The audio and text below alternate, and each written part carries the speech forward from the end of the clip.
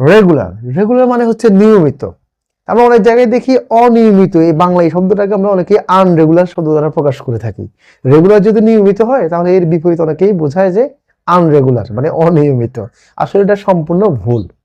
রেগুলারের বিপরীত কখনো আনরেগুলার হবে না, রেগুলার শব্দের বিপরীত হবে ইরেগুলার। তো আমরা আজকে এই ক্যাটাগরির কিছু ইংরেজি ওয়ার্ডের বিপরীত ওয়ার্ড শিখবো, অর্থাৎ অ্যান্টোনিয়াম শিখবো। ঠিক আছে, আসলে আমাদের ইংরেজি ভালোভাবে বোঝার জন্য সিনোনিয়াম অ্যান্টোনিয়াম অর্থাৎ সমার্থক বিপরীত শব্দ জানা দরকার রয়েছে। কেমন? তো রেগুলারের বিপরীত হচ্ছে ইরেগুলার, অর্থাৎ এখানে আই আর যে প্রিফিক্সটা রয়েছে, আই আর প্রিফিক্সটাকে যুক্ত করলে কিন্তু আমাদের বিপরীত ওয়ার্ড হয়ে যাবে। কেমন? তাহলে ইরেগুলারের বিপরীত হচ্ছে ইরেগুলার, GULAR, ইরেগুলার। ওকে, আর রেগুলার বিপরীত কি? ইরেগুলার। একইভাবে বাকি যে ওয়ার্ডস গুলো রয়েছে এই ওয়ার্ডস গুলোর ক্ষেত্রে কিন্তু আমরা আই আর প্রিফিক্সটাকে যুক্ত করলে কিন্তু বিপরীত শব্দ হয়ে যাবে। কেমন? যেমন responsible, irresponsible, repairable, irreparable, relevant, irrelevant, respective, irrespective. তো আমরা এখন এগুলোর অর্থ সহ ট্রাই করব।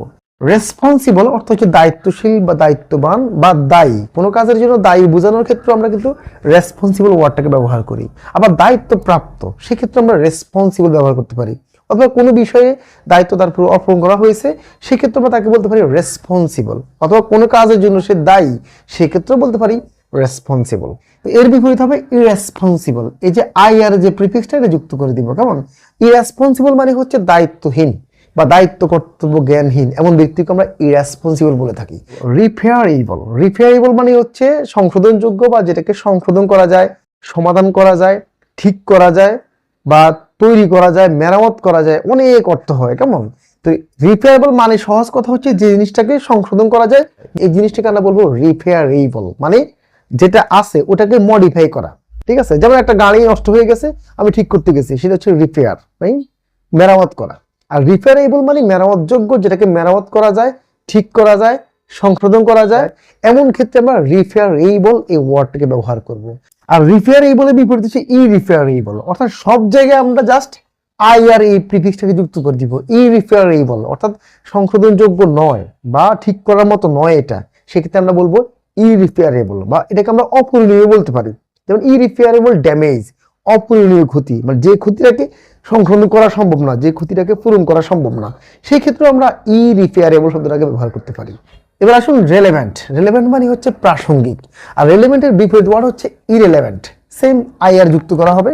ইরেলেভেন্ট মানে হচ্ছে অপ্রাসঙ্গিক। তাহলে রেলেভেন্ট প্রাসঙ্গিক, ইরেলেভেন্ট অপ্রাসঙ্গিক।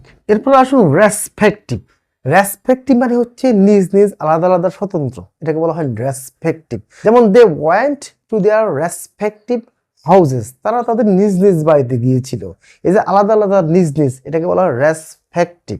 ইরেসপেক্টিভের বিপরীত ওয়ার্ড হচ্ছে ইরেসপেক্টিভ। ইরেসপেক্টিভ মানে আলাদা আলাদা ভাবে নয়, সবাইকে একসাথে আমরা ইরেসপেক্টিভ বলবো।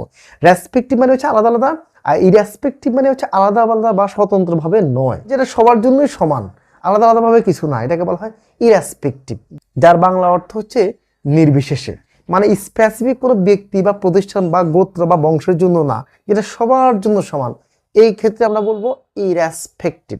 ঠিক আছে, আমরা একটু রিভাইজ করি। Regular, irregular, responsible, irresponsible, repairable, irreparable, relevant, irrelevant, respective, irrespective. আশা করি আপনারা বুঝতে পেরেছেন। তো আপনারা এই ইংরেজি ওয়ার্ডগুলো নিজেরা খুব ভালো করে প্র্যাকটিস করবেন। তো পরবর্তী ভিডিওতে আবার দেখা হচ্ছে, সেই পর্যন্ত সবাই ভালো থাকবেন। আসসালামু আলাইকুম ওয়া রাহমাতুল্লাহ।